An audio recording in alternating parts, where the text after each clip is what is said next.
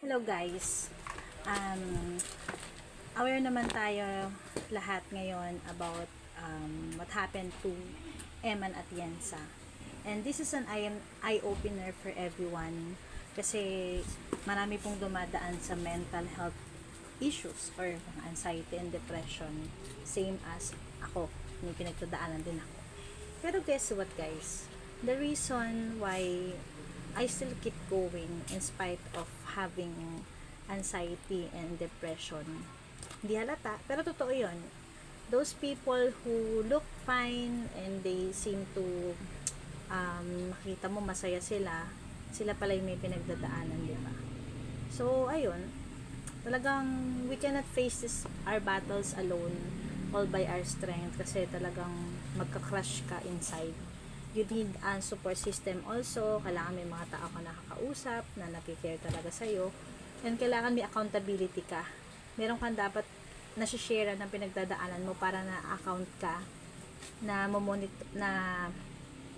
meron kang accountability partner na meron din nag-guide talaga sa'yo, may nagme-mentor sa'yo, may nagka-counseling sa'yo. How do I fight my battles, guys? How do I manage to stand up and persevere sa life in spite of having anxiety and depression? So ito,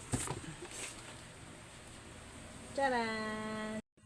This is the only weapon that we can ever have na maaasahan po natin sa araw-araw. It's the Word of God. Diba sinishare ko naman yan lagi sa inyo? Napaka-importante na meron tayong personal na relationship kay Lord. And it helps me a lot. Talagang si Lord lang talaga, all by His grace and strength, kaya kinakaya.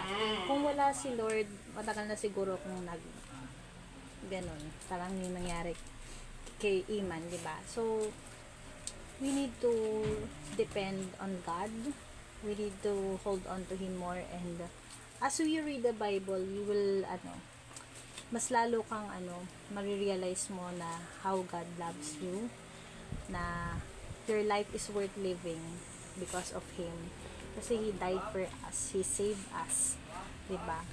He literally chose us in spite of our past. Hindi tinitingnan ni God yun. Diba? Dito sa Bible, makikita mo lahat ng promises ni God, diba, na makikita mo yung story ng maintindihan mo yung gospel, and you will understand how what the Lord did for us. Yun yung sapat na dahilan para tayo magpatuloy, diba? Dahil sa pag nagbabasa ka ng Bible, it will give you hope, it will give you strength, it will motivate you to fight more and to push through, mag-persevere ka sa faith mo. Kailangan talaga natin ang relationship kay Lord ngayon. Kasi we live in a fallen and broken world, and all na lahat po ng mga bagay sa mundong ito ay hindi natin mapanghahawakan. Sabi ko nga, temporary lang lahat. And all we need is the Lord and His Word. So we need to really dive into the Bible. Ngayon na. Kailangan magsimula na kayo ngayon, guys. Huwag nyo nang patagalin. Kasi pagulo na ng pagulo at pahirap na ng pahirap ng mundo. Kailangan natin na to. Kailangan talaga natin si Lord ngayon. Diba? So, ayun. Bili na kayo ng sarili nyong Bible. Kasi hindi nyo pagsisisihan. Alam mo, kailangan maglaan ka ng time sa loob ng 24 hours. Maglaan ka ng time para kay Lord.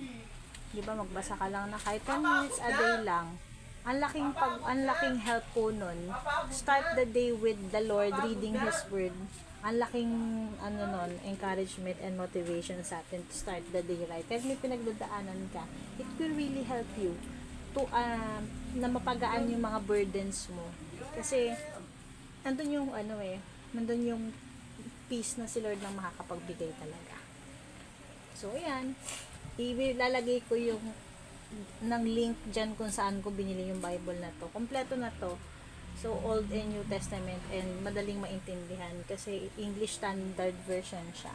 Ito yung Bible na ginamit namin sa wedding. So, ito rin yung binabasa namin ng husband ko pa nagde-devotion kami. So, ilalagay ko yung link sa baba. Mag-order na kayo, murang-mura lang yan. Mas higit na mas importante ito kaysa sa kahit na anong bagay sa mundo, guys. Bible. Okay? So, start investing your time with the Lord and hindi niyo pagsisisihan na nagkaroon kayo ng relationship kay Lord. And start reading your Bible so you will understand what I'm talking about. Diba? Masarap magkaroon ng personal relationship kay Christ.